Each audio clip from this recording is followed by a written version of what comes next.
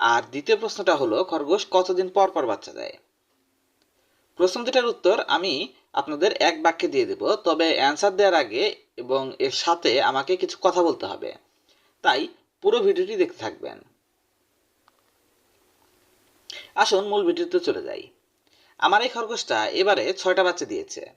সব মিলিয়ে এই খরগোশটা এবারে পঞ্চমবারের মতো বাচ্চা দিল। ওর নাম হলো ক্যাডার। আপনাদের আমি ওর ভিডিও আগেও দেখিয়েছিলাম, আপনারা অনেকেই ওকে চিনেন। তো প্রথম প্রশ্নটি ছিল যে খরগোশ কত দিনে বাচ্চা দেয় বা খরগোশ কত মাস বয়সে বাচ্চা দেয়। এর এক কথায় উত্তর আসলে খরগোশ যদি বয়স 4.5 থেকে 5 মাস হয় তখন থেকেই বাচ্চা দিতে সক্ষম হয়ে যায়। আসলে আপনি যখন বাজার থেকে একজোড়া খরগোশের বাচ্চা কিনে আনেন তখন বেশিরভাগ ক্ষেত্রে ওইগুলোর বয়স থাকে 1 থেকে 1.5 মাসের মতো। কারণ বেশিরভাগ মানুষ ছোট বাচ্চা পছন্দ করে আর দোকানিরা ওই ছোট বাচ্চাগুলোই বিক্রি করে। তো এক্ষেত্রে সবাই যেটা করে, একই বয়সের দুইটা খরগোশ কিনে আনে এবং একসাথে পালতে শুরু করে। এরপর কি হয়, যখন খরগোশগুলোর বয়স ধরুন 1.5 মাস রয়েছে, তারপর আর 3 মাস গেল, তো 4.5 মাস বয়সে খরগোশগুলো প্রেগনেন্ট হয়ে যায়। আর বেশিরভাগ ক্ষেত্রে প্রথমে মানুষ জানে না যে ছেলে খরগোশকে আলাদা রাখতে হয়, এক্ষেত্রে একসাথে রাখে আর দেখা যায় বাচ্চা হওয়ার অবস্থা হয়ে গেছে। তো এতে করে যেটা হয়, 5 থেকে 5.5 মাস বয়সেই খরগোশ প্রথমবারের মতো বাচ্চা দিয়ে দেয়।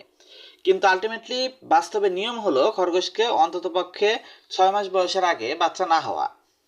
তো এজন্য যেটা করতে হবে, সবসময় ছেলে আর মেয়ে খরগোশকে আলাদা রাখতে হবে। যদি আপনার মেটিং করানোর প্রয়োজন হয় তবে মেটিং এর জন্য আধ ঘন্টা 1 ঘন্টা একসাথে দেবেন, তারপর আবার আলাদা করে দেবেন।